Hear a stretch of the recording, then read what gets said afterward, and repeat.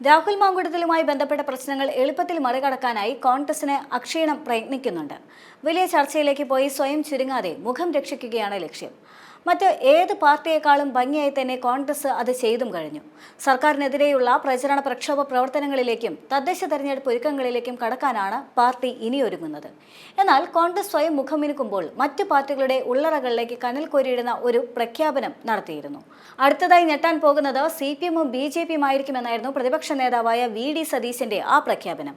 ഇതോടെ രാഷ്ട്രീയ കേന്ദ്രങ്ങൾ ഉദ്വേഗത്തിലായി.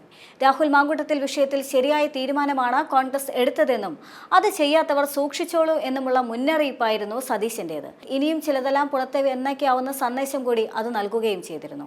ഒരു പേടിയുമില്ല എന്ന മറുപടിയായിരുന്നു അതേസമയം CPM-ന്റെ സംസ്ഥാന സെക്രട്ടറിയായ MV ഗോവിന്ദൻ അതിന് നൽകിയത്.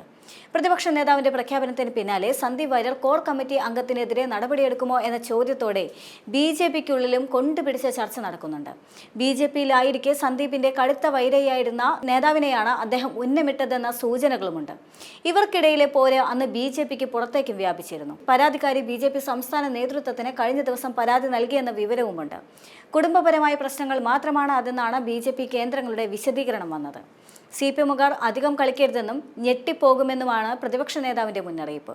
ഒരു വനിതാ നേതാവ് പാർട്ടിക്ക് നൽകിയ പരാതിയെക്കുറിച്ച് രഹസ്യമായി ലഭിച്ച വിവരം പങ്കുവയ്ക്കുകയാണ് സതീശൻ ചെയ്തതെന്ന് കരുതുന്നവരുമുണ്ട്. പാർട്ടി നേതാവിനെതിരെയുള്ള ഈ പരാതി നേതൃത്വം അവഗണിച്ചെന്ന വിവരമാണ് ലഭിച്ചതെന്നും പറയപ്പെടുന്നുണ്ട്. രാഹുലിനെതിരെ നടപടി കൈക്കൊണ്ട ശേഷവും പ്രതിപക്ഷ നേതാവിന്റെ വസതിക്ക് മുന്നിൽ CPM-ഉം BJP-യും നടത്തിയ പ്രതിഷേധം കോൺഗ്രസിനെ പ്രകോപിപ്പിച്ചിട്ടുമുണ്ട്. LDF മന്ത്രിസഭയിലും മുഖ്യമന്ത്രിയുടെ ഓഫീസിലും ആരോപണ വിധേയൻ ഉണ്ടായിരിക്കെ കോൺഗ്രസിനെതിരെ സംസാരിക്കാൻ എന്ത് ധാർമ്മികതയാണ് CPM-നുള്ളതെന്ന ചോദ്യം KPCC യോഗത്തിൽ ഉയർന്നു വന്നു. പാർട്ടിക്കകത്തെ ഈ വികാരമാണ് സതീശന്റെ വാക്കുകളിലൂടെ പുറത്തു വന്നതെങ്കിലും അതിലൂടെ അദ്ദേഹം ഒരു വൻ സസ്പെൻസും നൽകി വെക്കുന്നുണ്ട്. ആ സസ്പെൻസാണ് ഇപ്പോൾ മറ്റ് പാർട്ടികളുടെ നെഞ്ചിടിപ്പ് കൂട്ടുന്നതും.